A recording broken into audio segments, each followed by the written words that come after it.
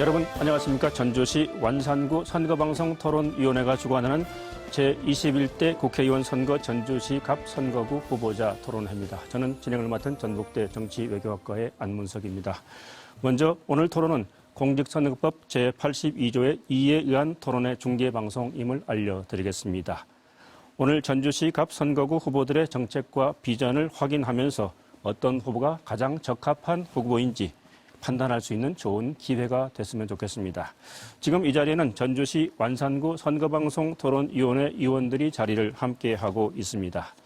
후보자들의 좌석 배치는 좌석 배치 그리고 발언 순서 이런 것들은 사전 추첨에 의해서 결정됐음을 알려드리겠습니다. 그럼 좌석 순서에 따라서 후보자들을 먼저 소개해드리겠습니다. 먼저 기호 9번 김광수 후보자입니다. 네, 반갑습니다. 시민 여러분, 김광수입니다. 다음은 기호 6번 염경석 후보자입니다. 시민 여러분 힘내세요. 기호 6번 정의당 염경석입니다.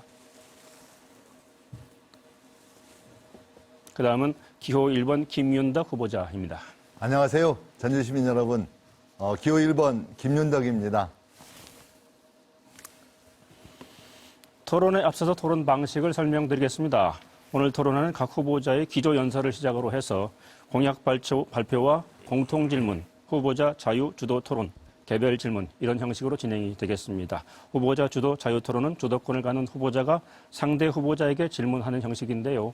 각 후보자에게 8분의 시간이 주어집니다. 기조연설과 공약 발표는 각 1분, 공통질문에 대한 답변은 각 2분, 개별 질문에 대한 답변은 각 1분 30초입니다. 후보자 주도 자유토론 시 질문과 답변은 1분 이내로 해주시길 바라겠습니다. 질문과 답변의 제한 시간은 후보자 정면에 설치된 모니터를 통해서 고지가 됩니다. 오늘 토론은 페이스북 그리고 유튜브의 KBS 뉴스 전북을 통해서도 실시간 생중계되고 있음을 알려드리겠습니다. 먼저 기조연설 순서입니다. 연설 시간은 1분씩입니다. 김광수 후보자부터 시작해 주시기 바랍니다. 예, 사랑하는 전주 시민 여러분, 기호 9번 무소속 김광수 후보입니다.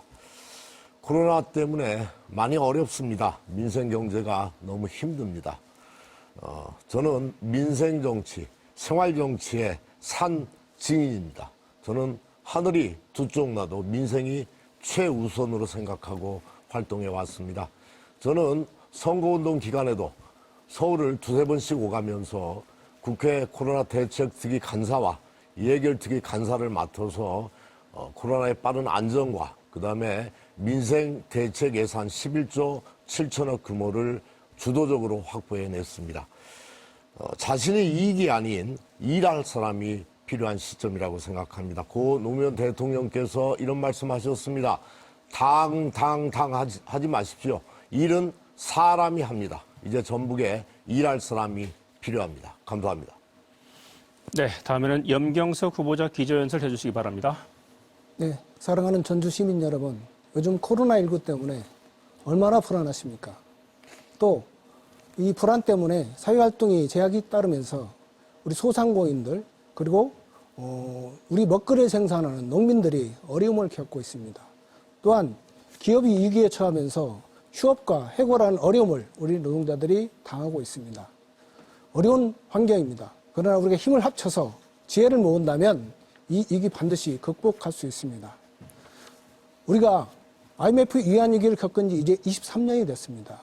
그 이후에 우리 사회는 그야말로 양극화 사회를 달리고 있습니다. 부자는 더욱더 부자되고 가난한 사람은 더욱더 가난해지는 사회에 우리는 살고 있습니다. 이 문제를 해결하지 않으면 우리 사회의 불안은 계속될 것입니다. 이 문제를 해결하는데 정의당이 앞장서겠습니다. 저 염경석이 앞장서겠습니다. 우리 모두가 더불어 잘 사는 사회를 정의당이 만들겠습니다. 염경석이 만들겠습니다. 감사합니다. 네, 다음에는 김윤덕 후보자 기조연설 해주시죠. 안녕하세요. 기호 1번 더불어민주당 김윤덕입니다. 전 세계가 코로나19로 인해서 큰 혼란에 빠져 있습니다. 많은 국민들이 이 혼란 속에서 힘들게 일하시는 모습 보면서 너무나 가슴이 많이 아픕니다. 다행스럽게도 우리 문재인 정부를 중심으로 해서 의료진들 또 관계 공무원 등 그리고 또 우리 국민들의 적극적인 참여로 우리 코로나19의 대응이 전 세계에 귀감이 되고 있습니다. 저는 대한민국의 저력을 믿습니다. 그리고 전주 시민의 하나된 힘을 굳게 믿습니다. 언제나처럼 우리는 이번 사태를 슬기롭게 단합된 힘으로 충분히 극복할 수 있다고 믿고 있습니다. 고맙습니다. 예, 토론을 본격적으로 시작을 해보겠습니다. 각 후보께서는 상대 후보에 대해서 인신공격이나 비방 발언은 삼가 주시기 바라겠습니다. 첫 순서는 공약을 점검해보는 시간입니다. 각 후보자는 주요 공약을 소개해 주시기 바랍니다. 특히 당선이 된다면 전주시와 전북 발전을 위해서 어떤 일을 가장 우선적으로 할 것인지, 이를 위한 방안은 무엇인지, 2개 이내에서 추진 시기와 방법 등을 구체적으로 제시해 주시기 바라겠습니다. 주어진 시간은 1분입니다. 순서에 따라서 염경석 후보부터 시작해 주시기 바랍니다. 네, 저는 국회의원에 당선된다면 제가 국민건강보험공단에 32년 재직했던 경험을 되살려서 우리 국민들의 건강을 지키는 국민건강보장법을 최우선적 1호 법안으로 만들도록 하겠습니다. 우리나라의 건강보험제도는 미국이 부러워하는 제도입니다. 하지만 아직도 많이 부족합니다. 우리 국민들이 병원에 가서 병원 진료비를 낼 때 1,000만 원의 진료비가 나오면 그중에 본인이 부담하는 게 약 360만 원을 부담하고 있습니다. 그래서 보장률이 64%에 불과합니다. OECD 국가가 평균으로 74%입니다. 박근혜 대통령이 80%를 높인다고 했고 문재인 대통령이 70%로 높인다고 했습니다. 이제 저 염경석과 정의당은 이 보장률을 80% 이상으로 높여내도록 하겠습니다. 이를 위해서 국가가 법률로 정해져 있지만 건강보험 재정에 대한 지원이 부족했던 부분들을 정확히 지키고 이 비율을 높이는 그런 정책을 펴겠습니다. 네, 다음에는 김윤덕 후보께서 공약을 제시해 주시기 바랍니다. 우리 전주시의 대표적인 산업은 한옥마을을 중심으로 하는 관광 산업입니다.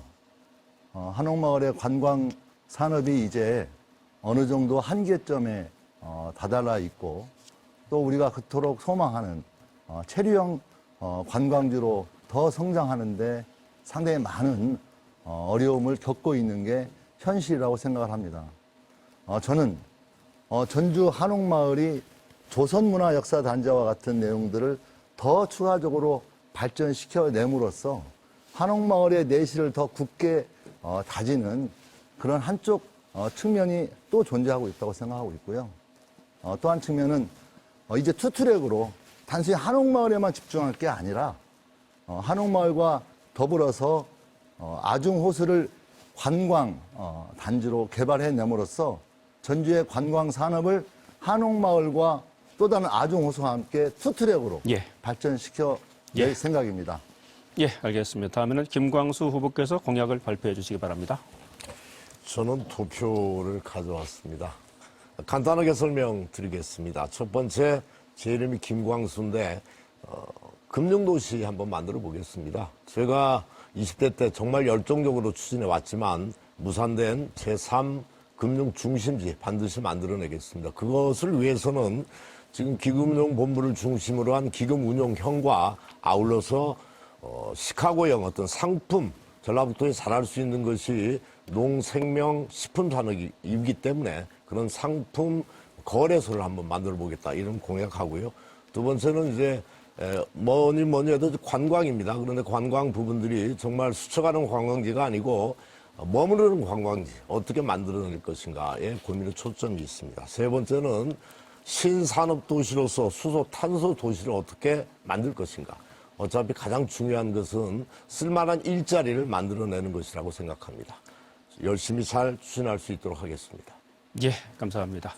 다음은 공통질문 첫 번째 순서입니다. 재난 기본소득 관련입니다. 코로나19 사태가 장기화되면서 지역사회 전반에 걸쳐서 경제적 피해가 급속히 확산되고 있습니다. 이런 가운데서도 전주시가 전국 자치단체 가운데서 처음으로 재난 기본소득을 지급하기로 했는데요. 총선을 앞두고 있어서 포퓰리즘 아니냐 이런 지적도 있기는 합니다. 재난 기본소득 지급 어떻게 보고 계신지 말씀해 주시기 바랍니다. 김윤덕 후보부터 발표해 주시기 바랍니다. 저는 기본적으로 재난 기본소득은 반드시 추진되어야 한다고 생각을 합니다. 그리고 이 재난기본소득의 주체가 지방 정부가 아니고 중앙 정부에서 그 주도적으로 그 책임을 다하는 게 제일 중요한 문제이다 이렇게 생각을 합니다. 그래서 중앙 정부의 주도로 재난기본소득을 반드시 해내야 되고요. 다만 이 재난기본소득이 추진되는 과정에서 특히 일례로 전주시가 이번 추진하고 있는 재난기본소득이 상당히 좋은 방안이고 또 코로나19로 인해서 어려움에 처하고 있는 우리 전주 시민의 여러 상공인들에게 큰 혜택이 돌아갈 수 있다고 믿지만 이 제도가 가진 어떤 사각들이 존재하게 되고 또 여러 가지 복잡한 과정 속에서 제대로 지급되지 못하는 문제가 발생하고 있고 또 그 문제를 해결해 내야 된다고 생각을 하고 있습니다. 저는 재난기본소득은 사각이 발생할 우려와 함께 또한 선별하는 과정에서 투여되게 되는 비용, 사회적 비용을 고려해 볼 때 오히려 이 재난기본소득을 전 국민에게 확대시켜 내므로써 사각이 제대로 발생하지 않고 또한 추가적으로 뭔가를 선별하는 과정에서 소요되는 그런 사회적 비용을 절감할 수 있는 그럼으로써 전 국민에게 혜택이 돌아갈 수 있다고 믿고 있습니다.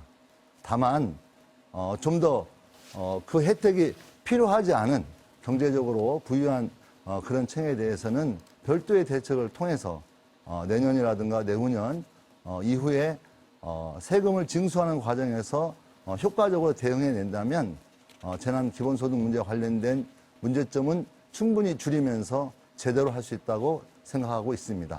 예. 다음에는 김광수 후보께서 답변해 주시기 바랍니다. 저는 지난 3월 4일 국회 대정부 질문에서 재난기본소득 반드시 이루어져야 된다 이렇게 질문을 했고 정부에서 긍정적인 답변을 했었습니다. 그 뒤에 문재인 정부에서 재난기본소득 부분들을 2차 추경 부분에서 하겠다는 그 의지가 나왔고 전주시에서 재난기본소득 이야기가 나왔는데 저는 재난기본소득이라고 기본소득의 근본적인 개념은 모든 국민들한테 예외 없이 다 주는 겁니다. 주는 것이고 그것을 어떻게 이제 상위 또 하위 이 부분들을 어떻게 추후에 다양한 방식으로 소득 보존하고 조정을 할까 하는 문제는 또 별개의 문제라고 생각을 합니다. 그런 측면에서 이번에 전주시가 65만 5천 명 중에서 약 8%인 5만 명 중에 이렇게 선별 지급하겠다 이렇게 이야기를 했는데 저는 그 여러 가지 문제를 충분히 많이 이야기할 수 있다. 가장 큰 문제가 저는 8만 명만 주고 그러면 소득이 1,000원 더 그레이드가 위에 있어서 못 받는 사람들은 소득 역진 현상을 어떻게 할 것인가. 그와 같은 불만들을 어떻게 처리할 것인가. 이런 것들이 큰 문제고요.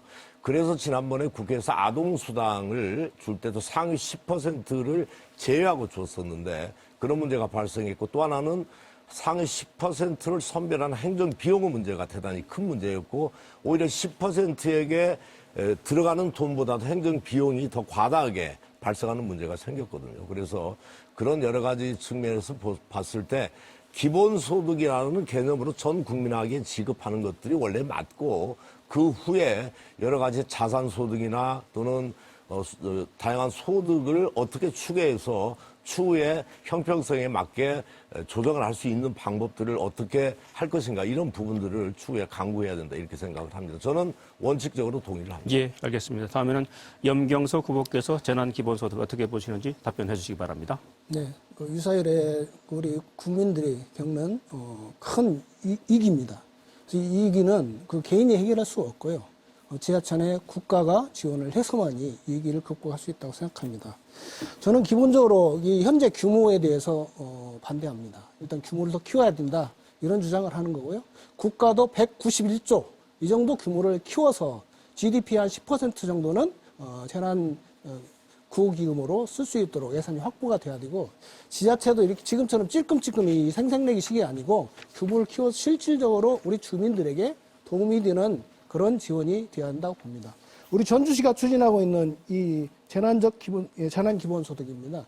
이 사각지대가 어마어마하게 많습니다.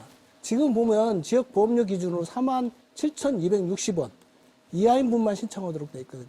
근데 그 중에서도 경제활동을 하지 않는 이분들은 다 지원 신청 대상자가 아닙니다. 또 여기 보시면 알지만 기초생활수급자, 차상위계층, 아동수당수급자, 또 노인 일자리 참여자, 또 실업급여 수급자 이런 분들은 다 재난 기본소득의 지급 대상이 아니신 겁니다. 이런 사각지대가 엄청나게 존재하고요. 지금 오늘 정부가 그 선정 기준을 또 발표를 했는데 거기에도 건강보험료 약 15만 원 이하면 그 대상으로 되어 있습니다. 근데 아까 말씀하신 것처럼 이런 선별을 하다 보면 시간이 오래 걸리고요. 그러다 보면 실제 필요할 때 적절한 때 지원이 돼야 되는데 그게 시기가 늦어집니다. 그래서 저희는 보편적 복지를 해야 된다. 뭐 이재용도 당연히 필요하면은 보편적 복지를 해서 일단 다 주고 국민 1인당 100만 원씩 주자는 게 저희 정의당 입장입니다. 그래서 일단 100만 원씩 선 지급을 하고 그 부분에 대해 재원이 필요하면 국채를 발행하든 아니면 증세를 하든 해서 재원을 확보하는 방식으로 해서 우선은 국가가 적극적 의지를 가지고 미국과 같이 GDP의 10% 아니면 독일처럼 GDP의 30% 수준의 재원을 마련해야 된다 이런 주장을 합니다. 예, 알겠습니다. 이번에는 후보자 주도 자유 토론입니다. 토론 방식을 설명드리면요. 각 후보자들에게 8분의 시간이 주어집니다. 주도권을 가진 후보는 8분 동안 상대 후보에게 질문도 할 수 있고 또 보충 질문도 할 수 있습니다. 질문 시간과 답변 시간은 1분 이내로 해주시기 바랍니다. 순서에 따라서 먼저 김광수 후보께서 시작해 주시기 바랍니다. 예, 염경석 후보께 질문 드리겠습니다. 지금 잘 아시다시피 우리나라의 출생률이 거의 최저로 떨어졌습니다.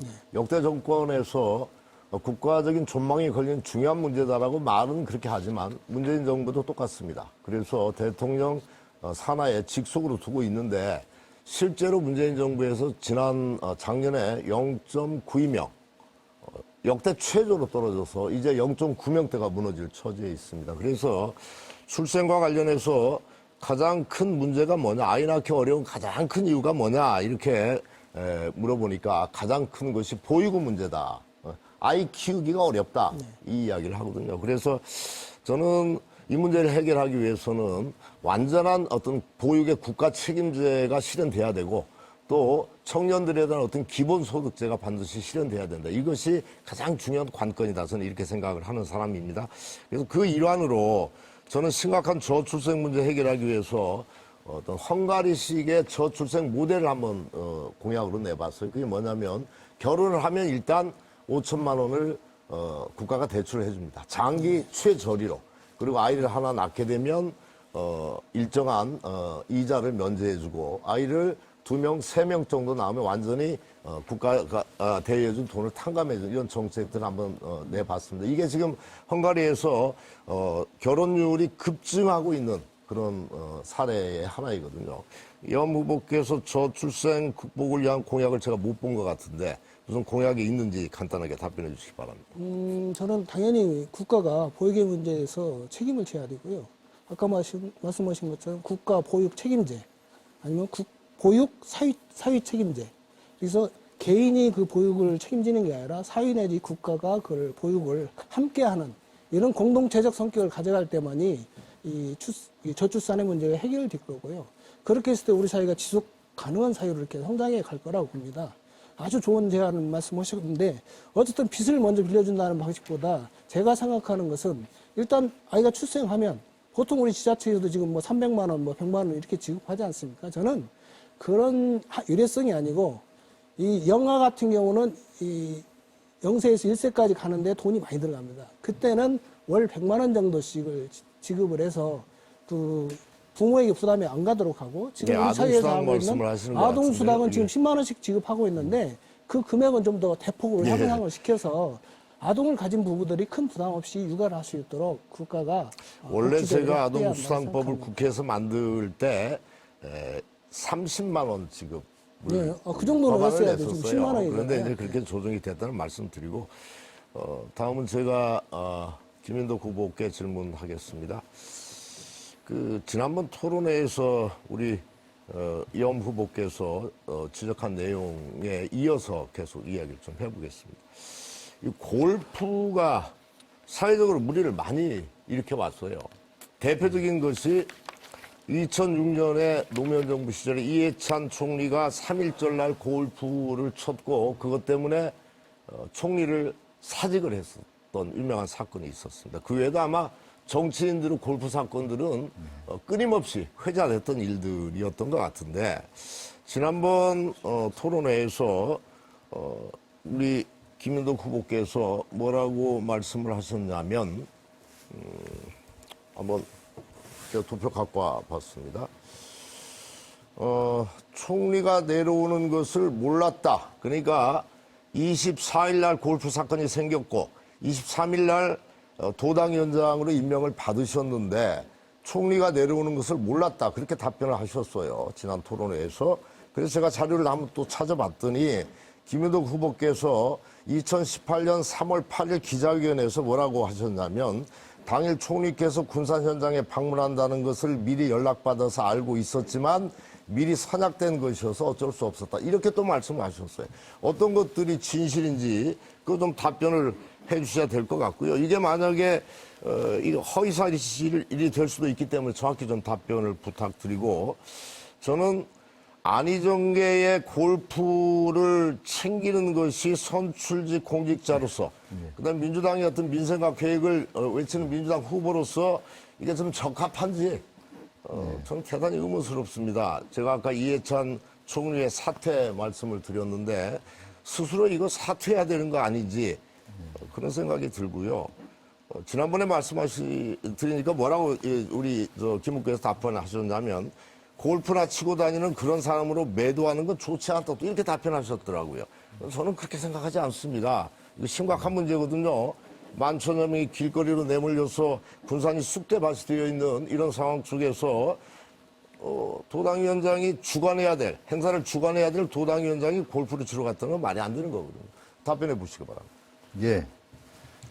사실 그 총리가 오는 거에 대해서 제 발언이 총리가 오는지를 알았는데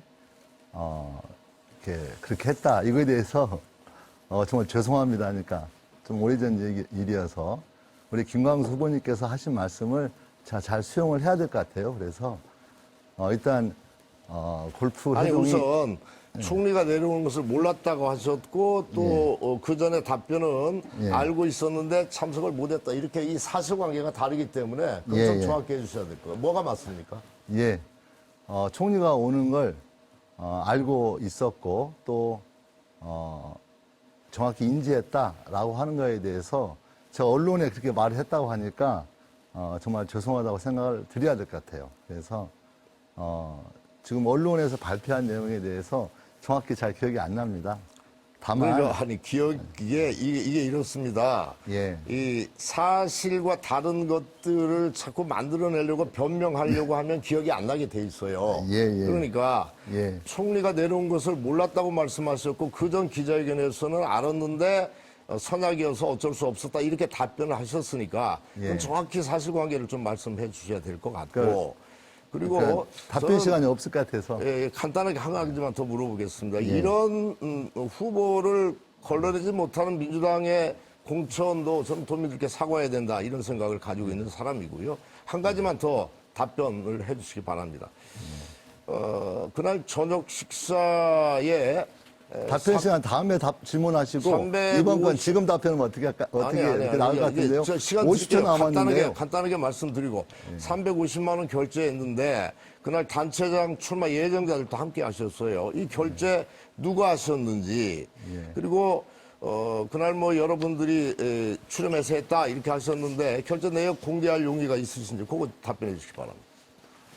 예, 일단 시간이 너무 짧아서 제가 총리가 방문한 사실을 언론에 분명히 알고 있었다라고 하는 거에 대해서 솔직히 좀 헷갈린다고 분명히 말씀드리고요.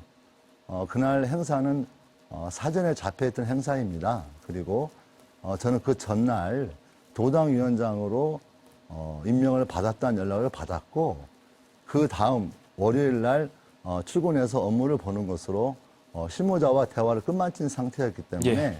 저는 시간이 그 다 문제에 돼서요. 대해서 다음 기회에 또 답변을 하시면 될 것 같습니다. 그 다음에 이제 염경석 후보께서 8분을 가지고 이제 질문해 주시기 바랍니다. 네, 김광수 후보님께 질문을 드리겠는데요. 먼저 조금 전에 말씀하신 그 골프 회동과 관련돼서 그게 당시 2018년 2월 24일입니다. 예, 예. 이때는 군산의 GM 대우공장이 폐쇄되느냐 마느냐는 굉장히 중요한 시기였고요. 그래서 이낙연 국무총리가 그 현장을 방문해서 대우 GM의 그 부사장하고 면담을 했던 그날입니다. 근데 그때 당시 여당이었던 더불어민주당의 도당 위원장이었던 김윤덕 후보가 이 중요한 문제에 같이 참여해서 지금 현안을 해결하고자 하는 노력을 하지 않고 그 미리 예정됐다. 한 달 전에 예정됐다고 그래서 안희정 그 전 충남도지사와의 그 일행과들과의 그 골프 회동을 가졌다. 이거는 대단히 그 공인으로서 해서는 안 될 행보를 가진 거라고 봅니다. 무책임한 행동이죠. 그리고 도민들이 당연히 사과해야 되고 거기에 대한 책임을 져야 될 부분이라고 생각하는데 김 의원님도 당연히 그렇게 생각하시는 거죠?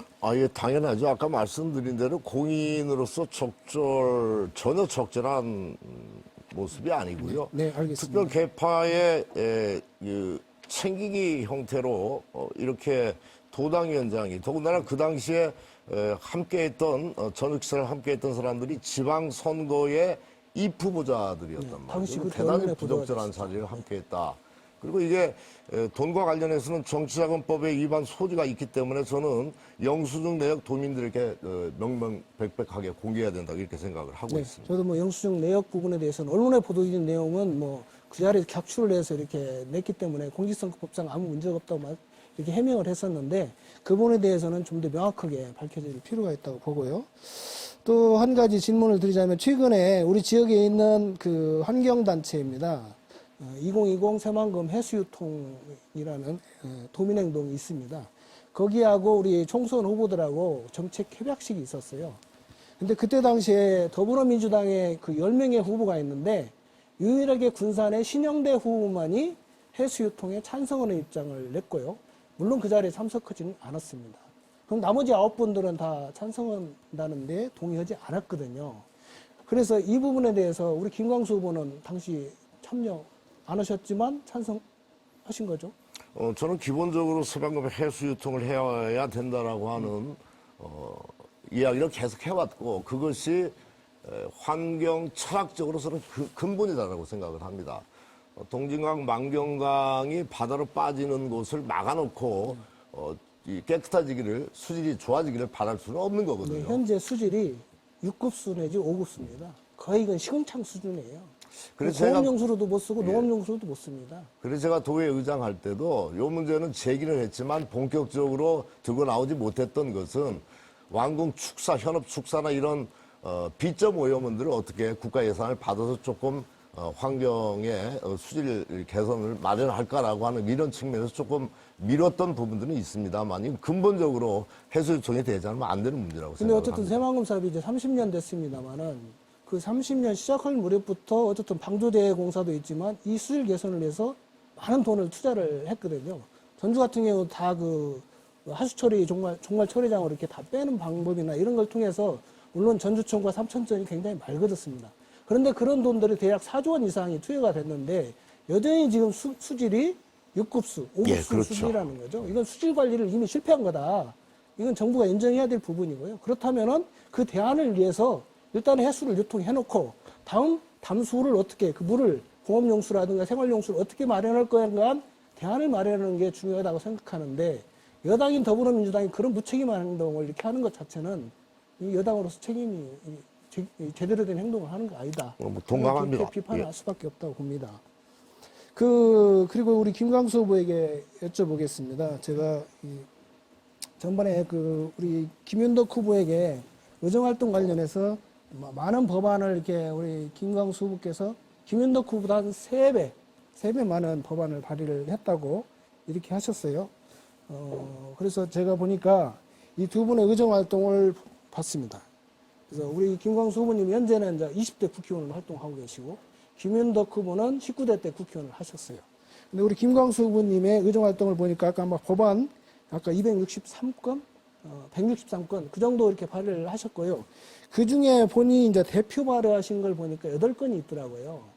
근데 그 8건이 다 뭐 원안 통과된 건 아니고 수정 가결된 것도 있습니다. 근데 제일 중요한 것은 본회의에서 최종적으로 표결 처리를 해서 이게 법안이 통과되는 거 아닙니까?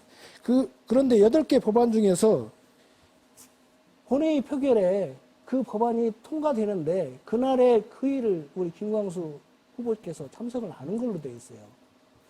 그게 2건이네요, 2건. 8개 법안 중에 2건이 본회의에 참석하는 걸로 되어 있어요. 그 어떤 특별한 사안이 있었을까요? 예, 우선 그 전에 이제 통과된 법안, 대표 발의 법안 말씀하셨는데, 네.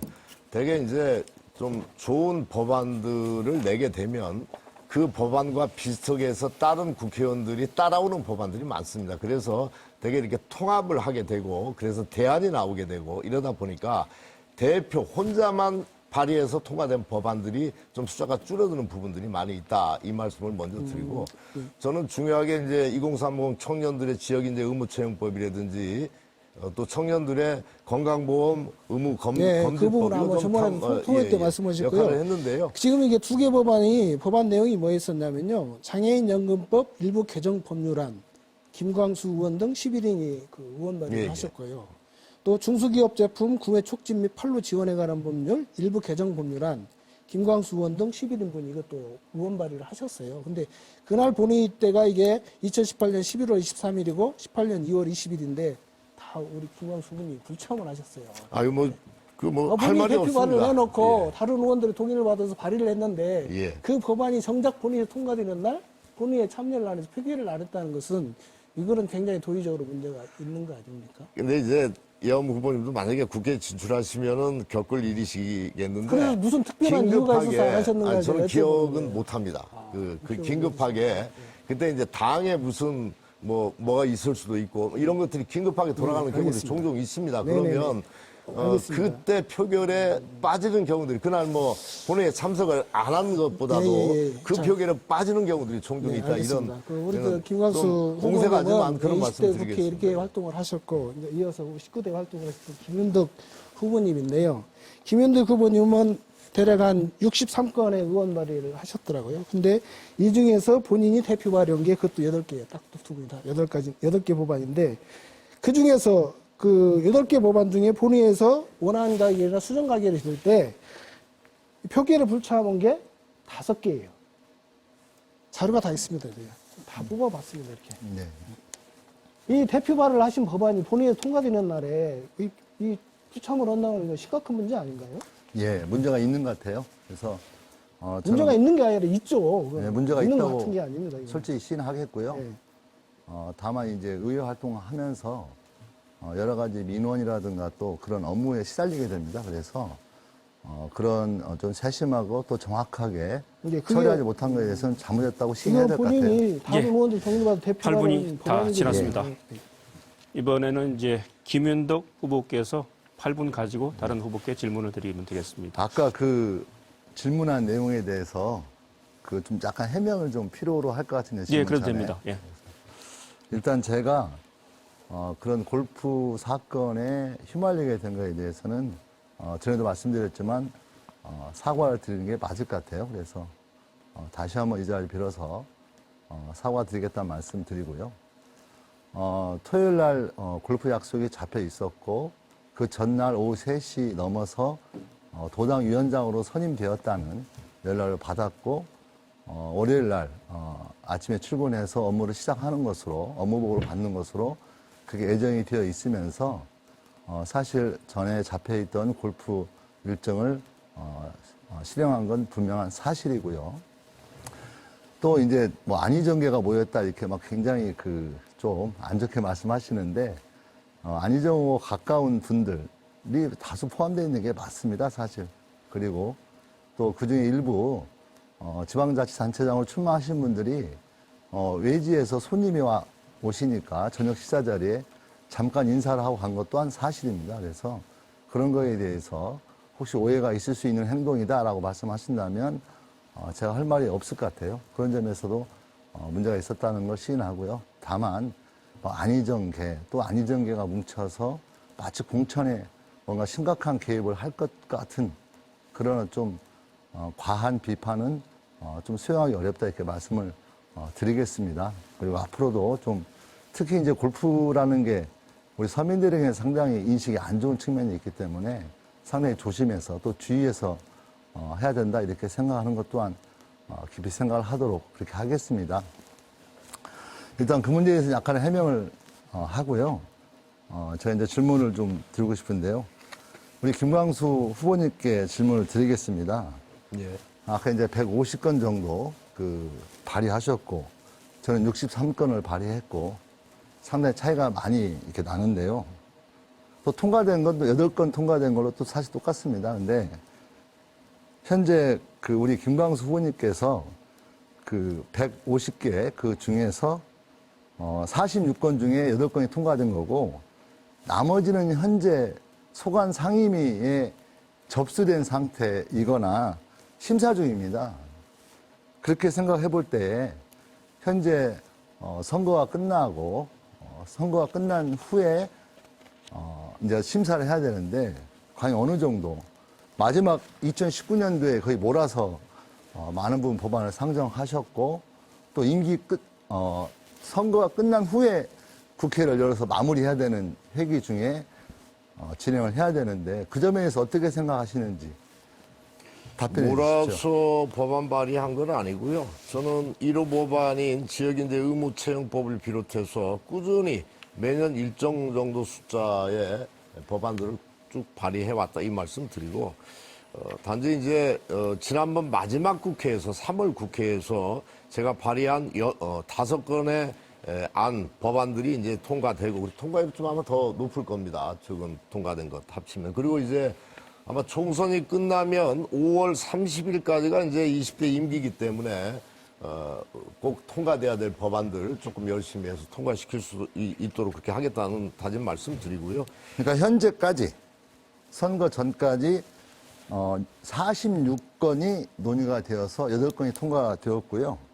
그다음에 이제 우리 이제 김광수 후보님께서는 소위 이제 국회에서 대안이 생기면 대안 폐기라고 해서 처리를 하게 되는데, 그걸 많이 포함하시고 계시더라고요. 근데 어쨌든 저는 우리 김광수 후보님이 딱 비교가 하는, 김윤덕은 63건, 김광수 후보님은 150건, 통과는 8건, 8건 이렇게 설명을 하시는데, 그 150건 중에 100건이 지금 선거가 끝난 후에 심의를 해야 되는 상황이라는 것에 대해서 어떻게 생각하는지 답을 해달라는 겁니다.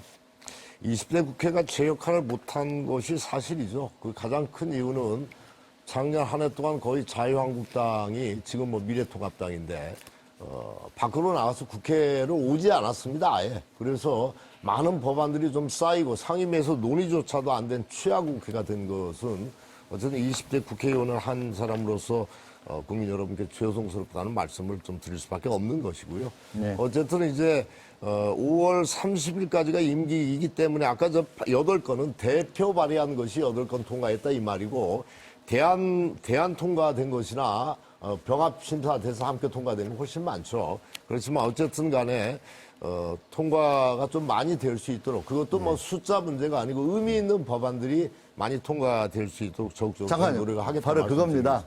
그러니까 150건 발의했다, 63건 발의했다, 8건 통과했다 보다는, 숫자보다는 그 내용이 무엇이냐라는 게 더 중요하다는 말을 드리고 싶고요. 다른 질문 하나 하겠습니다. 우리 이제 김광수 후보님께서 거대 양당을 비판하시면서 민주당을 탈당하시고 국민의당 안철수 씨와 함께 국민당을 참여했고요.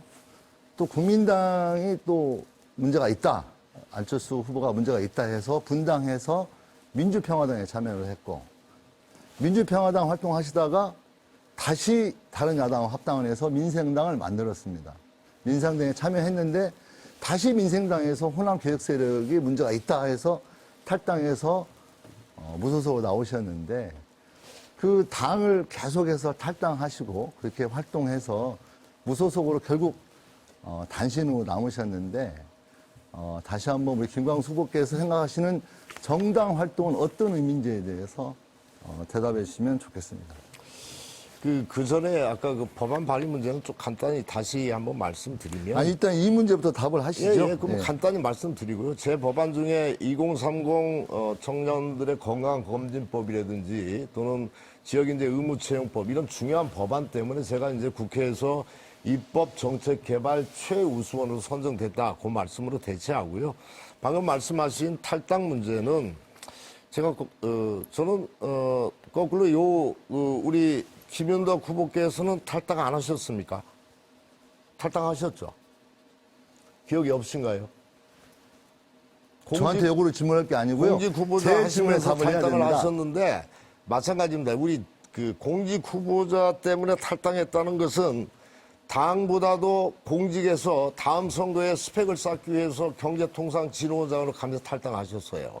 이게 마찬가지인데 저는 우리 정당의 역사가 민주주의 역사가 좀 일천하죠. 예전에 이제 그렇게 탈당, 복당 이렇게만 말씀하셨는데 김덕 후보도 제가 보니까 당적이 변경된 것이 7건인가 이렇게 되더라고요. 그러니까 민주당의 역사도 이름만 바꿨지 합쳐지고 총선 직후에 또 모여지고 합쳐지고 이런 분열과 합당의 과정들을 계속 겪어왔던 것들이 우리 정당의 일천한 역사입니다. 그렇기 때문에 그 속에서 제가 탈당, 복당 이런 부분들이 많았던 것처럼 네. 이렇게 되는 부분들이 시간이, 있다. 그 말씀 시간이 다 드리겠습니다. 됐습니다. 여러분께서는 지금 전주시 완산구 선거방송 토론위원회에서 주관하고 있는 제21대 국회의원 선거 전주시 갑 선거구 후보자 토론회를 시청하고 계십니다.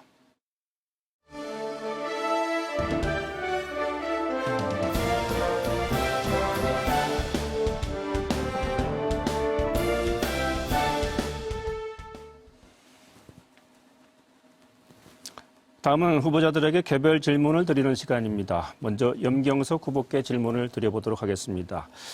염경석 후보의 공약을 보면은 전주를 무장의 관광도시로 육성을 하겠다 이런 내용이 있습니다. 약자와 취약계층이 전주를 관광하는데 장애가 없도록 하겠다 이런 의미인 것 같은데요. 구체적인 추진 방안 그리고 재원 마련 방안에 대해서 말씀해 주시기 바랍니다. 네, 일단 기회를 주셔서 감사합니다. 일단 전북에 또 특히 전주 그 중에서도 한옥마을에 무장애 도시를 만들겠다. 이게 저희 약속이기도 하고 우리 정의당 전북도당의 5대 공약에 들어가 있습니다. 일단 이 재원은 많이 안 들어갑니다. 실질적으로 그 도로 평면 뭐 보수라든가 또 시설에 턱이 있는 문턱들을 없애고 장애인들이 편하게 휠체어를 이용해서 접근할 수 있도록 하는 거 이런 것들은 국가에서도 이미 일정 정도 지금 시설 개선에 대한 지원을 하고 있습니다. 그래서 재원은 대략 한 일단 기본 용역을 줘서 그 설계를 하는데 한 1억 정도. 그리고 나머지 뭐 도로공사나 이런 것들은 통상적으로 지자체들이 다 하고 있기 때문에 그런 부분도 포함한다 해도 현재적으로 한 20억 정도면 충분할 거고요. 거기에는 당연히 이 수어 통화, 아니 수어로 관광 해설을 하시는 분들을 채용할 필요성이 있습니다. 그래서 그분들을 통해서 그 관광 해설을 하도록 하는 이런 인건비까지 또 포함이 되더라도 대략 한 20억 정도면 충분히 한옥마을을 무장애 지역으로 만들 수 있고요. 이거는 저희 전주만이 하는 것이 아니고 이미 진주가 하고 있습니다. 경남 진주가 이미 2017년부터 3년 전부터 지금 진행을 하고 있고요. 올해 2월 달에 그 추진위원회 2기가 출범을 했습니다. 그래서 그분들이 논의를 해가지고 그 진주를 어떻게 무장애 도시로 만들 것까를 더 확대시켜내는 이런 지금 정책들을 입안하고 추진을 하고 있습니다. 그래서 전주가 국가 관광 거점 도시가 된 이 기회에 한옥마을부터 그런 무장애 도시를 만들어보자는 계획을, 공약을 약속을 드리는 겁니다. 예, 알겠습니다. 다음은 김현덕 후보께 질문을 드려보겠습니다. 전주 한옥마을이 연간 1,000만 명 이상의 관광객이 찾으면서 전국에서 손꼽히는 관광 명소가 됐는데요. 최근 몇 년 동안 관광객 감소 또 지나친 상업화 이런 것 때문에 성장의 한계가 드러나고 있습니다. 한옥마을 재도약을 위한 나름의 방안을 갖고 계십니까? 예. 한옥마을을 재도약시키겠다라고 하는 것은 저는 두 측면으로 접근하고 있습니다. 하나는 한옥마을을 좀 더 좋은 한옥마을로 만들어내겠다. 또 하나는 단순히 한옥마을을 계속적으로 좋게 만든다고 해서 가능한 것이냐. 다른 요소를 여기에 함께 결합시켜 줌으로써 한옥마을과 투트랙으로 관광산업이 발전하고 정착될 때 이 상호 간의 두 가지가 순환하는 과정에서 한옥마을이 재도약될 수 있다. 저는 두 측면으로 접근을 해야 된다고 보고 있고요. 첫 번째 측면에서 말씀드린 한옥마을 그 자체를 발전시키는 데 있어 중요한 핵심은 한옥마을의 내용을 더 풍부하게 만드는 거라고 생각을 합니다. 그랬을 때 조선문화 역사단지를 새롭게 더 강화시키고 발전시켜냄으로써 한옥마을에 찾아오는 많은 관광객들이 한옥마을에서 즐길 수 있는 그런 내용들을 좀 더 풍부하게 만드는 것에 집중하고 한 단계 업그레이드 해야 되겠다 이렇게 생각하는 거고요. 두 번째로는 산을 하나 두고 한편에 놓여 있는 이 아중호수를 뭔가 최첨단 친환경 관광단지로 개발한다면 아이들과 함께 놀러 온 우리 관광객들이 고즈넉한 한옥마을을 즐기기도 하고 또 아중호수에서 최첨단의 관광을 즐길 수 있다면 이런 투트랙이 정착된다면 한옥마을이 예. 더 제대화할 수 있는 예. 중대한 계기점이 될 수 있다고 생각을 합니다. 예, 알겠습니다. 다음은 김광수 후보께 질문을 드리겠습니다. 전주 한옥마을이 관광지로 한계점에 다다랐다 이런 얘기가 종종 나오는데요. 전주는 최근 관광 거점 도시로 선정됐죠. 한옥마을 이외에 관광 거점 도시로 더 발전시키기 위한 특별한 방안을 갖고 계시면 말씀해 주시기 바랍니다. 예, 뭐 앞에서 좀 이야기했지만 한옥마을의 가장 큰 문제점이 이게 스쳐가는 관광지가 돼버린 거죠. 한옥마을에서 오셨다가 여기 숙박하고 먹고 자고 즐기고 이게 아니고 잠깐 머무르고 예를 들어서 뭐 여수 밤바다를 간다든지 뭐 순천의 국가정원을 간다든지 이게 스쳐가는 관광지를 어떻게 극복할 것인가 하는 것들이 가장 중요한 과제다 이렇게 생각을 합니다. 그래서 2박 3일, 3박 4일 우리 전라북도 자체에서 한옥마을을 보고 우리 전라북도 전체에서 자체적으로 소화할 수 있는 관광 부분들을 어떻게 만들어낼 것인가 하는 것이 중요하다고 생각을 합니다. 그래서 첫 번째는 이제 한옥마을의 어떤 창조적인 자체 공간들을 좀 확대하고 콘텐츠를 늘리는 것도 중요하고 그것이 뭐 여러 가지 이조 문화와 관련된 것이든지 뭐 사대문 복원이든지 많은 것들이 있겠죠. 근데 또 더 크게 중요한 것은 한옥마을의 외연을 좀 확장할 필요가 있다. 그래서 제가 이제 국회에서 예산을 좀 적극적으로 했던 세계 불교의 뭐 명상센터라든지 치명자산에 있는 세계 평화전당이라든지 기독교 근대 역사관이라든지 또는 원불교의 성지라든지 이런 것들을 결합시켜서 어떤 산디아고식의 어떤 순례길을 우리 지역에 종교적인 유적이 전라북도만큼 많은 곳이 없습니다. 그런 것들을 한번 만들어 보겠다. 저는 그런 계획을 한번 가지고 있습니다. 그것은 대단히 큰 문제로 큰 상품으로서 팔릴 수 있다 이런 생각을 갖고 있습니다. 알겠습니다. 다음은 다시 후보자 주도 자유 토론 시간입니다. 후보들께서 각각 8분을 가지시고 상대 후보에게 질문을 해주시면 되겠습니다. 질문과 답변 시간은 1분으로 제한해 주시면 좋겠습니다. 그리고 뭐 한 후보께 일방적으로 질문하지 마시고 두 후보에게 나누어서 질문해 주면 감사하겠습니다. 먼저 김현덕 후보께서 8분 동안 질문을 해주시죠. 예, 아까 이어서 질문을 해야 될 것 같아요. 우리 김광수 후보님께 정당을 여러 번 거대 양당 정치를 비판하면서 다당제를 허시한다고 주장하시면서 국민의당에 들어가셨고 또 안철수 대표와 분리되면서 민평당을 또 참여하셨고 이런 과정이 제가 전라북도 경제통상 진원장으로 가면서 탈당한 것과 비교하는 건 조금 과하신 게 아닌가 이런 좀 생각을 말씀드리고요. 좀 정확하게 말씀을 해달라는 겁니다.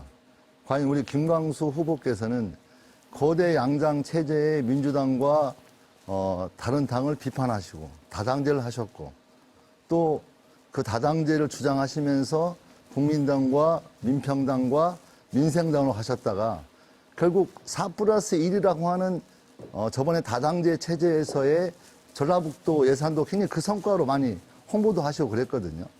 그런데 이제 그 4+1 체제에서도 빠져버린 무소속 후보로서 활동을 하시게 된 그런 어떤 정당에 대한 예들을 분명히 이제 좀 말씀을 해주셔야 달라는 거 하나 하고 거기에 기초해서 무소속 후보가 과연 어떻게 이후에 당선이 된다면 정치 활동을 편향할 수 있을까에 대한 청사전까지 같이 말씀해 주시기를 부탁드리는데 정확하게 김광수 후보께서 생각하시는 정당 정치는 난 이렇게 생각한다라고 하는 말씀을 하시는 게 좋을 것 같아요. 답변 예. 하겠습니다. 저는 다당제가 철학입니다. 거대 양당 정치의 폐해가 심각했다라고 여전히 생각하고 있고 그리고 지역 발전을 위해서도 정치 발전을 우리나라 전체 정치 발전을 위해서도 다당제 합의제 민주주의가 맞다 이런 신념 가지고 있습니다. 마찬가지입니다. 그것이 4+1 최대 예산을 가져온 효과였다고 생각을 하고 앞으로 지역 발전을 위해서도 지역의 경쟁하는 정당들이 함께하는 것들이 대단히 중요하다. 그래야 국민들의 정치 서비스도 높아진다. 저는 한 개 당만 예전처럼 뭐 예전 말로 막대기만 꽂아놓고 당선되는 그냥 파란 전파 속으로 전보 속으로 그냥 쭉 따라가는 이런 정치는 이제 사람 보고 인물 보고 찍어야 된다. 이런 소신 여전히 가지고 있고요. 무소속 부분들에 대해서는 제가 한 말씀만 드리면 이해찬 대표 예를 들겠습니다. 이해찬 대표가 지난 총선에서 당에서 공천을 못 받아서 무소속으로 나왔습니다. 무소속 나온 이해찬 대표가 지금 민주당의 당 대표를 하고 있습니다. 제가 무소속으로 당선되더라도 저는 기본적으로 지금 민주개혁 세력의 입장에서 처음부터 끝까지 의정 활동을 해왔고 또 지역이라고 하는 기본 개념을 가지고 활동을 해왔기 때문에 제가 필요하면 저는 민주당에서 저를 부를 수도 있다고 생각하고 그렇지만 저는 제가 당선되면 민주당으로 가겠다 이렇게 이야기를 하지 않습니다. 제가 필요할 때 그런 상황이 충분히 올 수도 있다. 그리고 그때 그런 가능성도 전혀 없지는 않다 이렇게 생각을 하고 단지 탈당과 복당과 관련해서는 저는 탈당은 했죠. 그런데 복당하지는 않았습니다. 뭐 민주당에 뭐 탈당했다 복당했다 이렇게 하지는 않았고요. 아까 말씀드린 대로 국민의당이 안철수의 노선이 이상해지면서 분열하고 쪼개지면서 제 당적이 이리저리 바뀌었던 것들은 있죠. 그렇게 말씀드리겠습니다. 네. 그럼 거꾸로 제가 이해찬 대표에게 제가 볼 때 무소속 당선되셨는데 무슨 짓을 할 것이냐 이렇게 물어보시겠어요? 예, 그러니까 그 당시 민주당 대표가 그 미래통합당인가요? 그 당의 선대위원장으로 갔거든요. 우리 김광수 후보께서는 그래도 좀 다행이신 것 같아요. 이게 민주당 당 바람이 세니까 무소속 일부 후보들이 민주당의 복당을 기치로 선거하는 경우가 있는데 그렇지 않다는 점에서는 저는 좀 긍정적으로 보고 있고요. 정당에 대한 그러니까 기본적으로 민주정치는 정당 정치라고 하는 사실에 대해서 다시 한번 생각하는 게 맞다 저는 이렇게 생각을 하고 있다는 말씀 한번 올리고요. 이제 정당 문제는 다시 좀 가라앉히시고 또 다음 기회에 또 토론하시도록 하시고요. 원래 공약이라는 게 원래 이걸 하겠다 뭐 이런 거죠. 나는 이걸 해내겠다 이렇게 이제 공약을 하는 건데 이 우리 김광수 후보께서 그 플랜카드에 걸린 공약을 보니까 컬링 경기장을 건립하겠다 이렇게 말씀을 하세요. 공약으로 이렇게 플랜카드에 올라가 있는데 사실 컬링 경기장은 이미 지금 진행이 되어서 거의 확정이 돼 있는 사업인데 그걸 또 공약으로 내것인 특별한 이유가 있는가 해서 질문 드리겠습니다.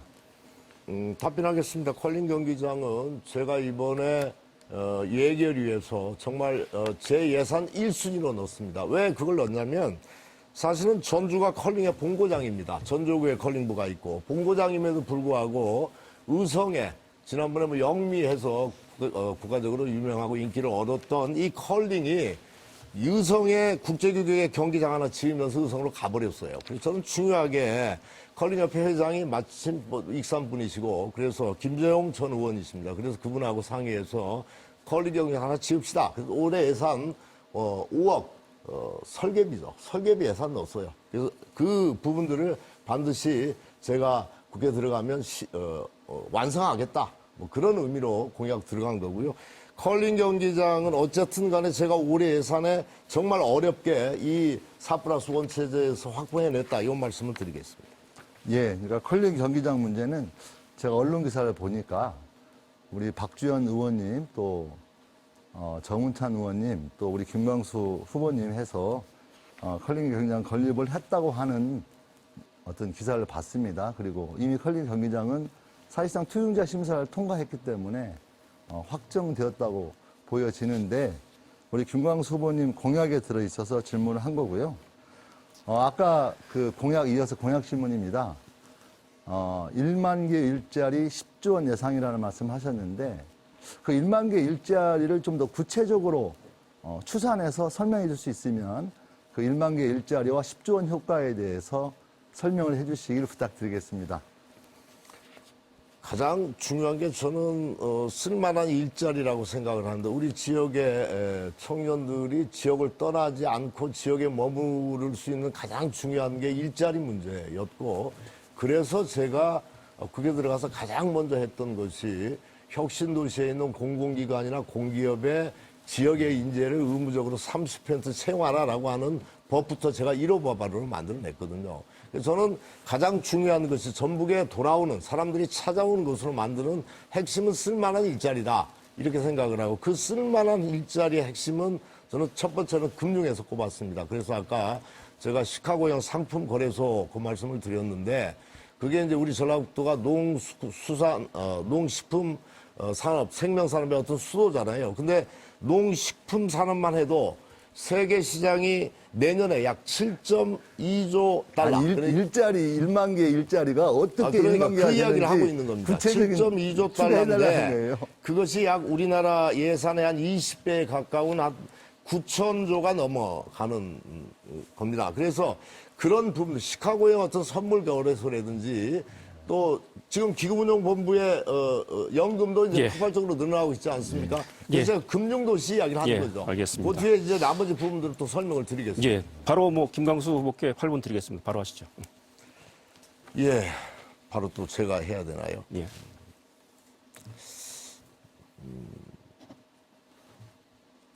우리 여기한테 우선 염경석 후보님 한번 질문 드리겠습니다. 중소상공인 지원과 관련해서 지금 저는 공약을 하나 낸 게 있어요. 그 중에 하나가 뭐냐면 지금 시행하고 있는 것이 청년 내일 체험 공제라고 하는 것이 있습니다. 한번 들어보셨을 것 같아요.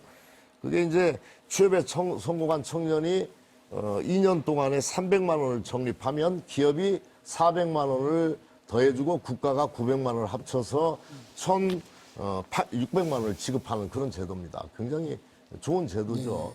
근데 이제 최근에 코로나19와 관련해서 굉장히 중소 영세 상공인들이 굉장히 어려워요. 특히 1인 자영업자, 음식점에 가정 노동으로 지탱하는 음식점이라든지 혼자 그냥 직원 내보내고 미용실 하는 이런 분들 실제 굉장히 어렵습니다.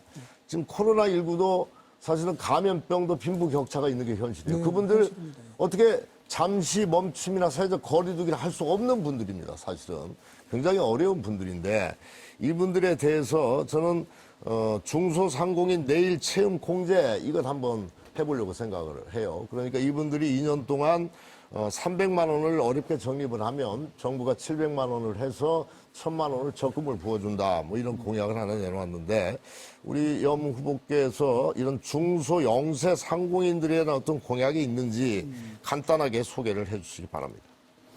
예, 하여튼 뭐 우리 김광수 의원이 그 공약을 내걸으신 청년들 채용 공제 뭐 굉장히 청년들에게 희망을 주는 제도라고 봅니다. 근데 저희 정의당에서는 이런 직업을 이미 갖고 있는 분이 이제 세산을 형성하는 과정인 거잖아요. 그게 아니라 저는 이제 청년들에게 기초 자산제를 하자는 그 공약을 내걸고 있습니다. 그래서 20세가 되는 모든 청년에게 아니 지금 청년 부분이 아니고요. 예. 중소 영세 상공인들 예. 말씀을 드렸고요. 하여튼 중소상공인들이 어려움을 겪고 있는 건 제가 몸소 체험을 했습니다. 이 전주에 있는 상공의소 있죠. 상공의소에 가니까 우리 소상공인들 금융지원센터가 있어요. 거기에 지금 어려움을 겪고 있는 그 소상공인들이 새벽부터 줄을 서서 그 대출을 받기 위해서 번호표를 받고 있습니다. 그래서 그 인력이 적다 보니까 번호표를 받아갖고 일정한 지정 시간에 가서 상담을 하고 거기서 확인을 받아가지고 금융권에 가서 대출 신청을 하는 이런 모습들을 제가 직접 가서 봤습니다. 그래서 이게 저희가 문제제기를 하면서부터 일단 줄 서는 문화는 없어졌어요. 은행에 가서 직접 신청을 할 수 있도록 일단 개선은 됐습니다. 이런 식으로 이렇게 정부가 우리 소상공인들을 위한다면 그런 절차적 문제에 대한 섬세한 정책을 마련해서 그분들이 진짜 상실감 안 느끼게끔 정부가 하는 것이 굉장히 중요하다고 보고요. 어쨌든 뭐 저희 정의당은 소상공인뿐만 아니라 사회적 약자죠. 을들의 연대입니다. 이 을들이 우리 사회에서 제대로 대접받고 그분들이 가벼에 맞서서 자기 권리를 주장할 수 있는 이런 사회를 만들기 위해서 최선을 다하고 있습니다. 여기까지 듣겠습니다. 제가 질문할 것이 많아서. 지난번 토론회에서 여무께서 제가 민주당 후보들에 대해서 좀 말씀을 개혁적이냐, 정말 이분들이 민주개혁 정권을 재창출할 수 있고 감당한 능력이 있는 분들이냐 이렇게 물었더니 전혀 개혁적이지 않다 이렇게 답변을 해 주셨어요. 같은 생각이죠? 네, 그렇습니다. 대표적으로 한번 예를 들어볼까요? 아니, 뭐, 제가 좀 말씀 한번 드려보려고 합니다. 우리, 경선, 저는, 지난번에도 우리 김윤덕 후보께서 직접 묻겠습니다. 지난번, 20대 국회의원 토론회에서도 그 이야기를 하셨어요. 그때 유재길이라고, 소위, 뉴라이트의 핵심이라고 하는데 그분이 그때 이제 자유한국당 후보로 나왔는데 거기 가서 축사를 하셨어요. 왜 그랬냐 그랬더니 그때 개인적으로 친하다 이렇게 답변을 하셨어요.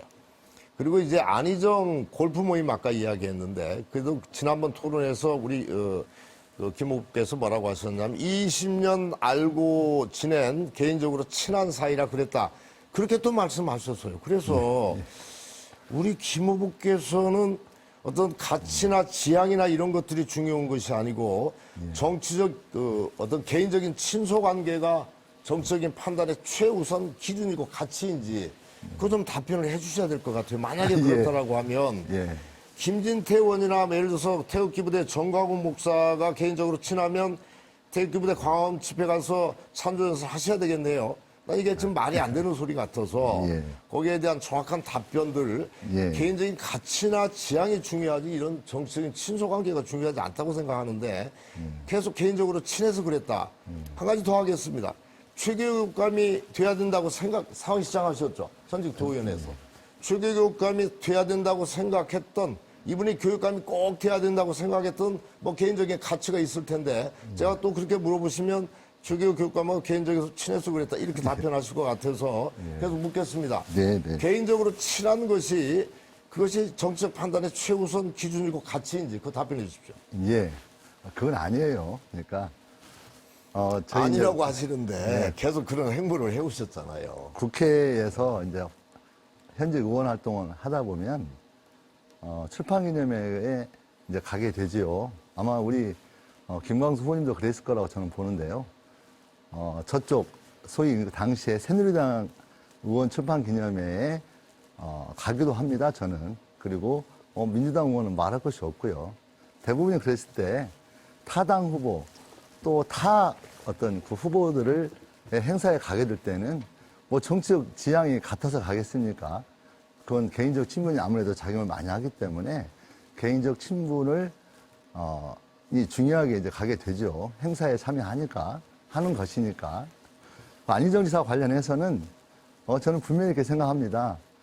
아까 이제 뭐 앉아서 친했다고 그런 것만 내세우는데 저는 문재인 대통령 당시 2012년도에 전라북도 국회의원 중에서 유일하게 저 혼자 문재인 대통령을 지지했습니다, 사실. 그리고 저는 이제 그런 표현을 하자면 당시 친노 이런 표현을 쓰는데 사실 친노 정치인이 맞습니다. 그래서 또 안희정 지사하고도 오랜 기간 인연이 있었죠. 여기서 안희정 지사를 지지한 핵심적 이유를 설명드리라면 저는 안희정 지사가 내건 구호 중에 핵심적인 건 뉴클릭입니다. 소위 말하면 보수와 진보가 극렬하게 갈등하고 있는 현재의 국면에서 보수 진영은 좌클릭하는 사람이 있었고 또 진보 진영은 우클릭하자는 사람이 있었는데 안희정 지사는 뉴클릭 새로운 형태의 가치를 판단하는 최우선은 기준이신지 아니면 그러니까 단호하게 말씀드릴게요. 개혁적인 개인적 가치가 따로 때문에 있는 건지 안희정을 지지한 건 아닙니다. 드린 말씀이에요. 네, 뉴클릭이라고 하는 아니 새로운 안희정 형태의 전 지사의 정치를 철학을 하는 게 좋겠다 저한테 이렇게 이야기하기는 없으시고요. 가치가 어떤 것인지 묻고 있는 거죠. 네, 가치가 바로 안희정 지사가 그걸 설명하는 거예요. 뉴클릭이라고 주장했던 것을 네. 시간이 지나서요. 신분에 얽힌 가치하고는 다르다고 생각하기 정리해 주시죠. 때문에 묻는 말씀입니다. 이제 염경수 후보께서 8분을 가지고 이제 질문해 주시면 되겠습니다. 예, 우리 김인덕 후보께 여쭤보겠습니다. 근데 우리 지금 규칙에 보면은 8분을 주도권 토론을 하는데 이 양 후보에게 적절하게 하라고 지금 돼 있어요. 어느 한 후보에만 하지 말도 그렇게 하시기 규칙이 바랍니다. 있는데 김인덕 후보가 아까 직전에 그 토론 시간에 완전 김광수 후보만 질문하고 저한테는 토론 기회를 안 줬습니다. 예. 이것이 반칙이에요, 반칙. 룰이 있는데 규칙을 안 지킨 겁니다. 예. 이 더불어민주당이 이렇게 계속 반칙하면 안 돼요. 예. 자, 최근에 예. 더불어시민당이라고 만들었죠. 예. 이거 반칙입니까, 아닙니까? 이제 제가 좀 말씀을 드리면, 아니 반칙이 아니에요. 단적으로 얘기해보세요. 예 아니요.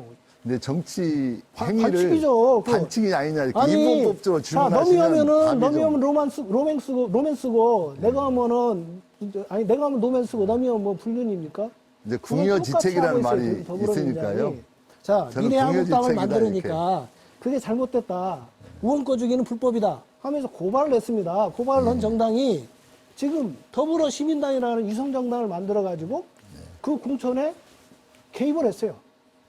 그렇게 해서 지금 후보를 내고 있습니다. 예. 이게 반칙 아닙니까? 자, 민변에서 흥명을 냈어요. 이거는 유언이고 입법이다. 법률 전문가들이 모여서 이거는 더불어민주당이 하는 행태는 유언이고 입법이다 이렇게 했어요. 예. 지금 우리 언론에서도 뭐 반칙, 꼼수 여러 가지 얘기하지 않습니까? 여당이면 여당답게 정도를 걸어야죠. 그렇게 하고 국민들한테 호소를 해서 정정당당한 의석을 확보하고 그 힘으로 개혁을 추진해야 하는 거 아닙니까? 근데 지금 반칙을 써서 의석을 더 확보하겠다는 거예요.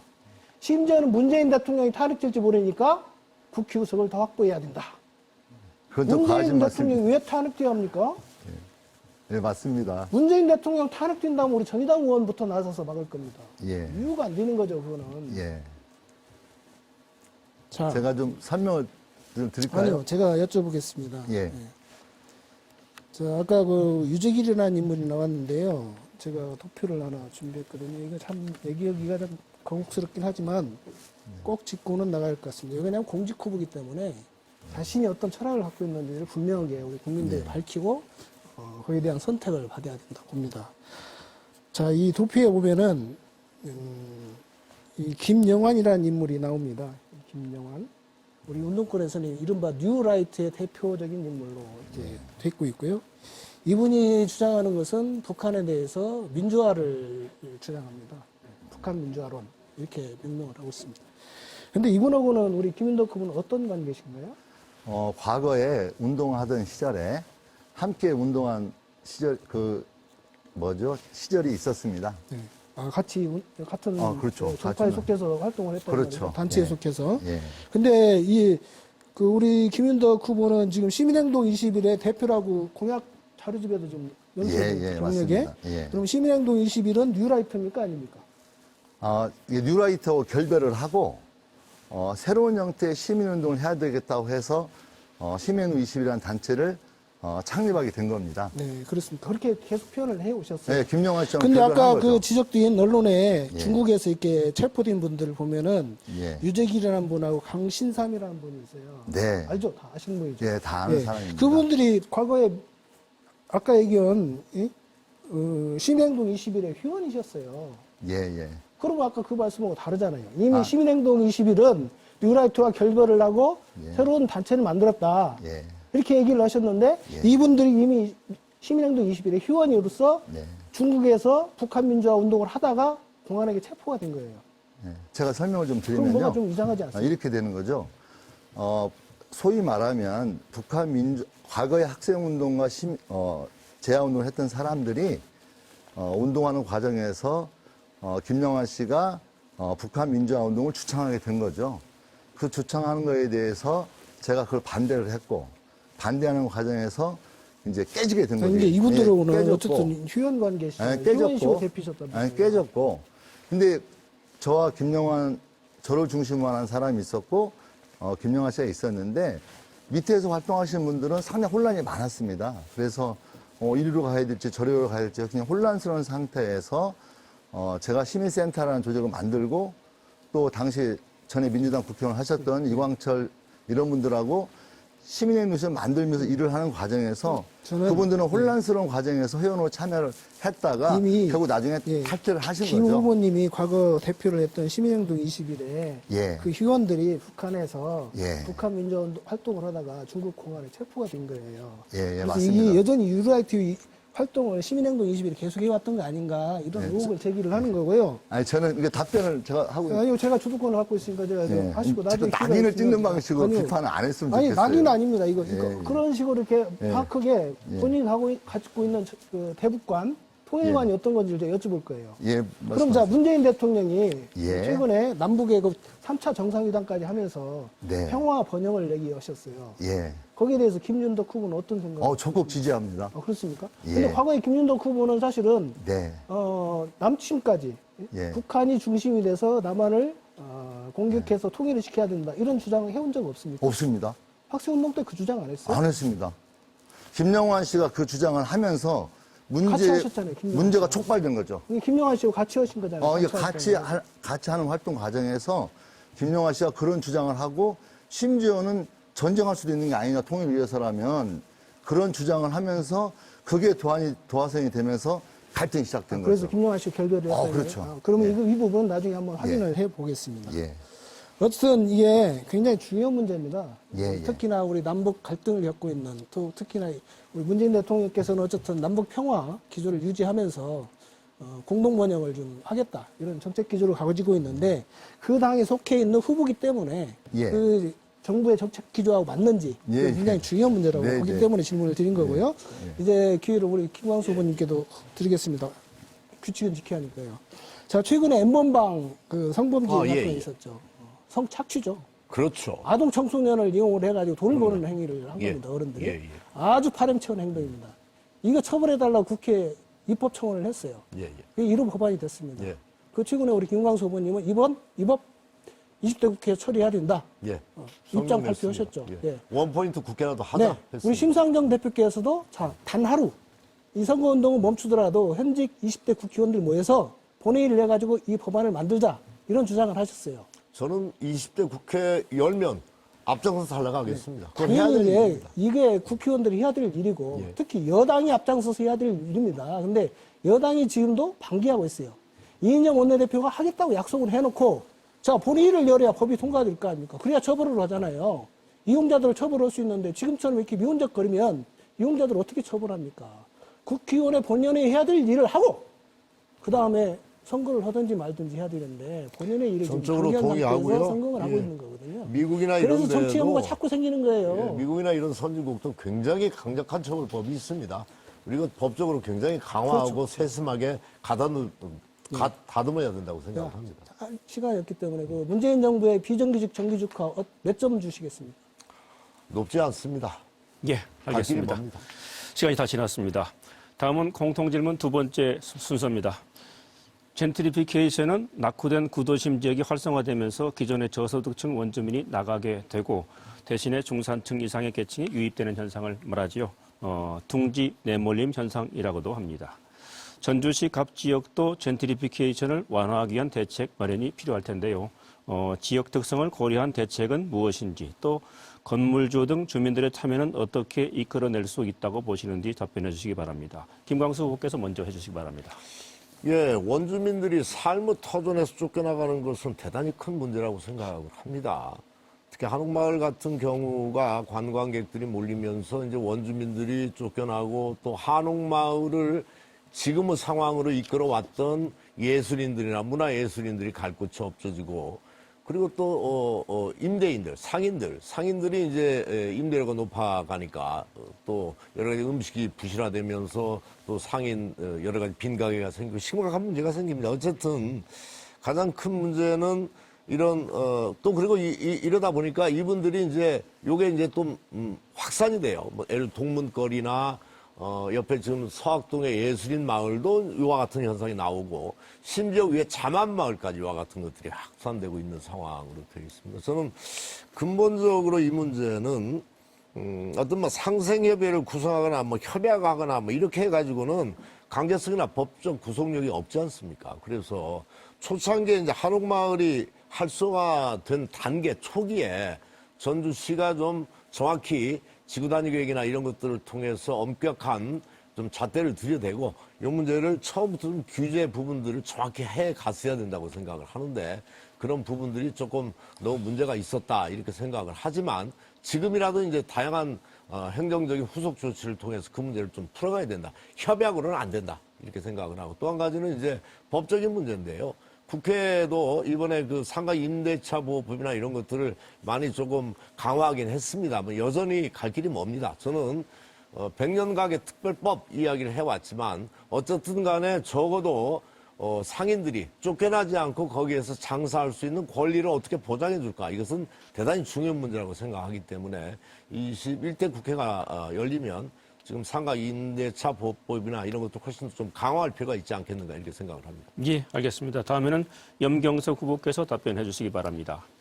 예, 젠트리피케이션 굉장히 심각한 그 주거권 침해고 생존권을 침해하는 부분입니다. 그래서 당연히 원주민들이 자기 살던 지역에서 살 수 있도록 보호가 되고 보장이 되어야 할 부분이고요. 과거 서울의 재개발이라든가 아까 말씀하신 우리 전주 한옥마을 같은 경우도 젠트리피케이션의 그 대표적인 사례라 이렇게 볼 수가 있을 것 같습니다. 그래서 저는 이거는 도시 개발을 할 때 처음에 그 개발 주체를 정확하게 저는 주민들이 중심이 되는 주민 자치 조직을 만들게끔 법을 강제를 해야 된다고 생각합니다. 물론 이제 아파트 지금 재개발이라든가 이런 과정에서는 재개발 조합을 이렇게 구성을 해서 그 주민들의 뜻을 중심으로 해서 건축업체도 입찰을 받고 그 선정을 해서 그 재건축을 하지 않습니까?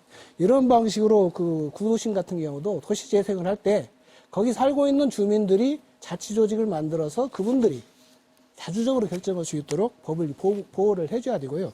그렇게 해서 공유자산화하는 그 지역에 있는 그 하나의 그 재산 토지나 그 주택들을 공유자산화 해가지고 이분들이 거기서 나온 이익을 공동으로 향유하게끔 하는 이렇게 했을 때 원주민들이 쫓겨나지 않는 이런 도시개발이 될 수 있다고 생각합니다. 그래서 저는 당연히 그 주민자생조직 우선적으로 보장되는 그런 개발 방식이 돼야 된다고 보고요. 그 다음에 이 최근 그 전주 한옥마을 같은 경우 지금 임대료가 엄청 비싸져가지고 더 이상 이제 거기에서 장사를 해서 수익을 낼 수 있는 구조가 안 됩니다. 그러다 보니까 상권이 다 무너져 가고 있는 거고요. 이런 때 지자체의 힘이 필요하다고 봅니다. 지자체가 개입을 해서 임대료를 조정하고 협의하도록 옆에서 권장하고 또 규제할 수 있으면 규제하고 감시하는 이런 역할을 통해서 거기 다시 상권을 회복하는 임대인들을 보호하는 활동들을 적극적으로 해야만이 다시 상권이 회복될 거라고 생각합니다. 예, 알겠습니다. 다음에는 김윤덕 후보께서 지금 젠트리피케이션에 대한 대책 얘기해 주시기 바랍니다. 젠트리피케이션에 대해서는 앞서 말씀하신 우리 김광수 후보님 또 염경수 후보님과 크게 차이가 나지 않는 것 같아요. 문제를 진단하는 것, 또 대책을 세우는 것에 대해서 두 분 말씀에 충분히 이제 공감한다는 말씀 올리고요. 젠트리피케이션에 대한 그 심각성과 위험성에 대해서는 어쨌든 우리 사회적으로 많이 공감이 되고 있다는 점이 저는 일단 굉장히 중요한 진전이라고 생각을 하고 있고요. 이제 이걸 어떻게 할 것이냐에 대한 저는 이제 대책이 중요하다고 생각하는데요. 저는 크게 두 가지 대책이 있을 것 같아요. 하나는 법적, 제도적인 측면에서 접근하는 게 있어야 될 것 같고요. 또 하나는 법적인 또 제도적인 측면만으로는 안 되는 또 다른 요소, 어떤 국민적 공감의 수준을 높이고 또 시민운동화해서 좀 더 이렇게 자정적인 역할들이 많이 커지는 이런 두 측면이 있지 않겠는가 생각을 하고 있습니다. 그래서 법적, 제도적으로는 우리 문재인 정부 들어서서 이 임대료 인상률 상한율이 9%에서 4%로 이렇게 떨어지는 어떤 법적인 변화가 있었는데요.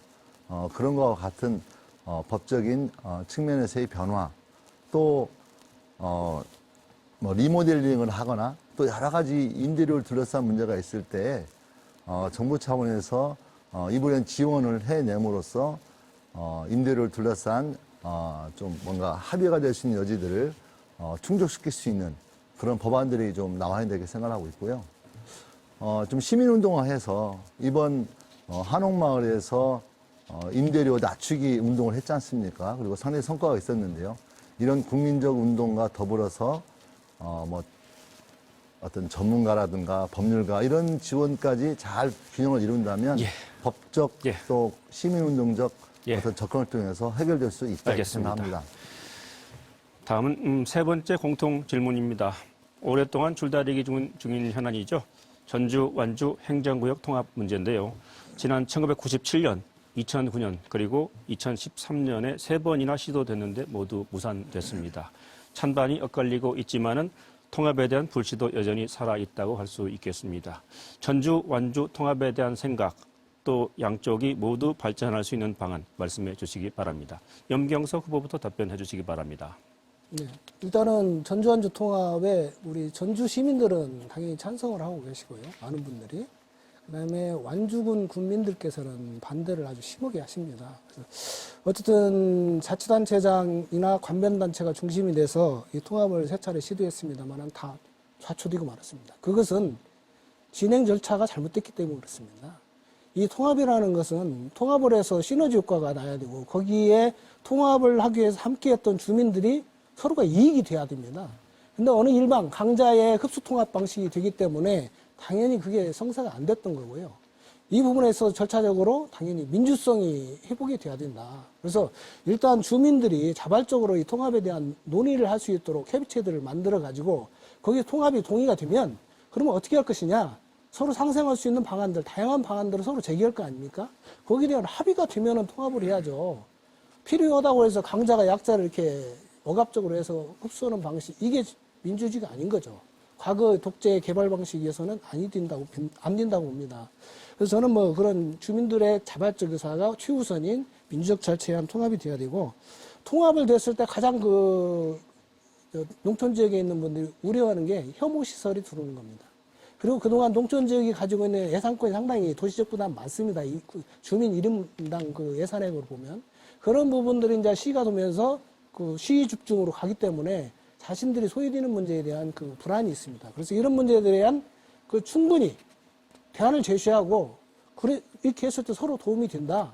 이렇게 얘기를 해야 그 부분들이 동의가 돼서 통합이 되는 거지, 뭐 강자의 논리대로 이렇게 통합을 주장해서는 안 된다고 봅니다. 그래서 어쨌든 뭐, 그리고 이게 통합을 했을 때 자칫 잘못하면 녹지 비율이 올라가기 때문에 도시가 그 용적률이 더 올라갈 수 있어요. 도시계 그 어쨌든 국토 뭐 어떤 개발상에서.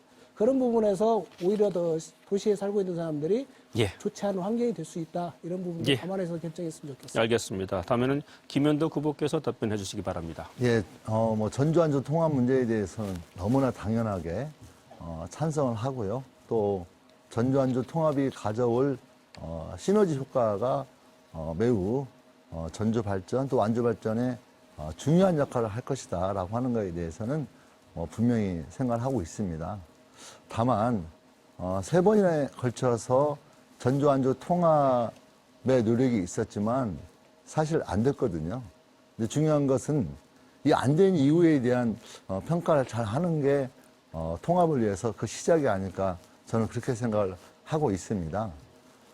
저는 무엇보다도 제일 중요한 것은 첫 번째로 전주 시민들은 거의 대다수가 찬성을 하는데 왜 안주 국민들은 반대할까에 대한 그 내용이 무엇인지를 정확하게 이해하는 게 중요하지 않을까 싶습니다. 그래서 이래저래 뭐 혐오 시설이 완주에 올 가능성이 있다, 뭐 또 저렇다라고 하는 다양한 소문들, 또 근거 없는 가짜 뉴스들이 있었다고 보여지는데요.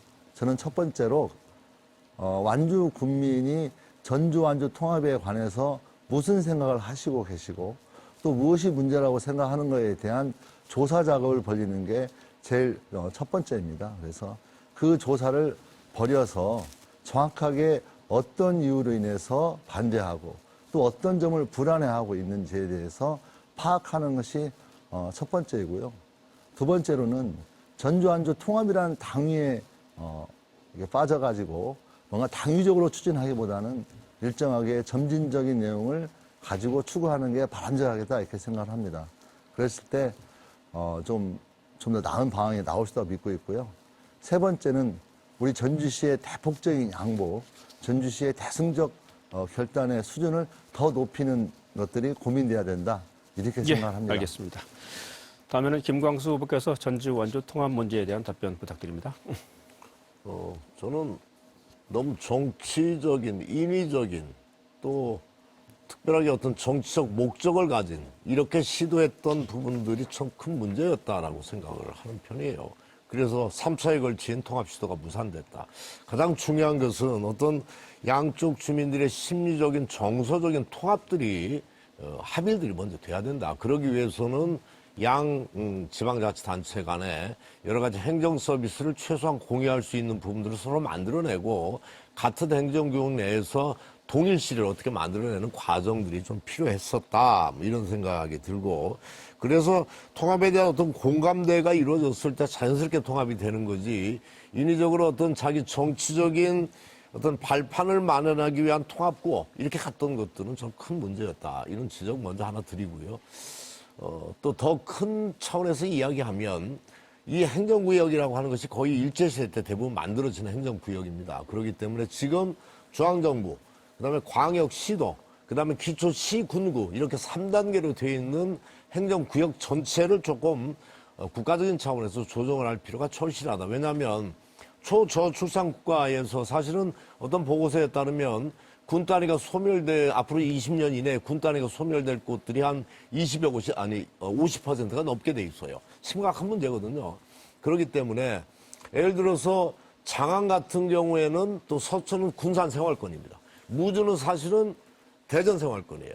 그러면 이렇게 교통, 통신의 발달에 의해서 자연스럽게 형성된 생활권 부분으로 해서 중앙정부와 지방정부로 직접, 그러니까 지방정부가 좀 커져야 되겠죠. 생활권 부분을. 이렇게 큰 틀에서의 어떤 행정체계 개편이 앞으로 이루어질 필요가 있겠다. 그것이 절실하다. 이런 말씀 함께 드립니다.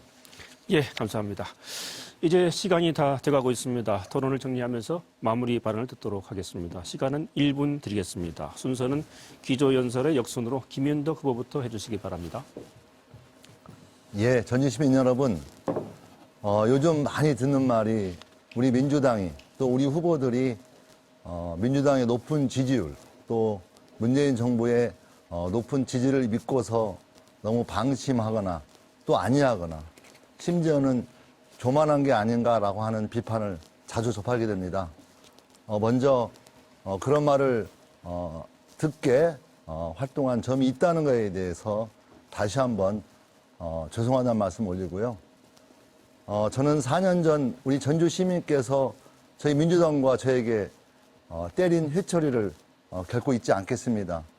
그리고 전라북도 지역 발전, 전주시의 발전이 과거 우리를 지지해준 많은 시민들을 실망시켜온 그런 역사가 있었다는 것 또한 결코 잊지 않겠습니다. 이제 집권 여당이 된 민주당이 지역 발전 책임질 수 있도록 최선을 다하겠습니다. 감사합니다. 네, 다음에는 염경석 후보께서 마무리 발언 해주시기 바랍니다. 마무리 발언이지만 제가 질문을 못 드린 부분까지 같이 좀 말씀을 드리겠습니다. 우리 전북도청에는 시설, 환경, 미화 일을 하시는 분들이 있습니다. 이 부분이 이분들이 최근 전년도까지는 다 비정규직이었습니다. 그러나 우리 문재인 대통령이 비정규직 제로 선언을 하면서 공공기관에 있는 이런 비정규직들을 다 정규직화를 시키라는 정부 가이드라인을 제시를 했고요. 그게 작년도 말입니다. 작년도 말에 이르러서 이분들을 다 복직을 시켰습니다만 여기 보시다시피 이분들의 정년은 65세에서 60세로 낮춰지고 또 임금은 월 50 내지 70만 원이 삭감이 됐습니다. 또 노동조합의 맺은 단체 협약을 인정을 안 해서 지금 이분들이 삼봉일배를 하면서 도청을 향해서 자기들의 주장을 하고 있습니다. 문재인 대통령이 비정규직 제로 시대를 선언했지만 그 당이 속해 있는 더불어민주당의 도지사가 있는 전라북도에서 이런 비정규직을 오히려 탄압하고 억압하는 이런 행정을 하고 있습니다. 이런 부분들이 민주당은 정확히 짚고 바로 잡아야 할 부분이라고 봅니다. 예, 알겠습니다. 다음에는 김광수 후보께서 마무리 발언 해주시기 바랍니다. 예, 존경하는 전주 시민 여러분,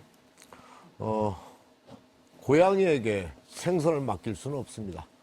일은 일꾼에게 맡겨야 됩니다. 저 김광수는 하늘이 두 쪽 나도 민생이 최우선입니다. 경선 조직 만들어서 기득권 카르텔 정치, 그런 나쁜 정치 해오지 않았습니다. 저는 선거 기간에도 노고송이나 율동팀 안 만들었습니다. 겸손하게 고통받고 있는 시민 여러분과 함께 환경봉사단, 방역봉사단과 함께 운영하고 있습니다.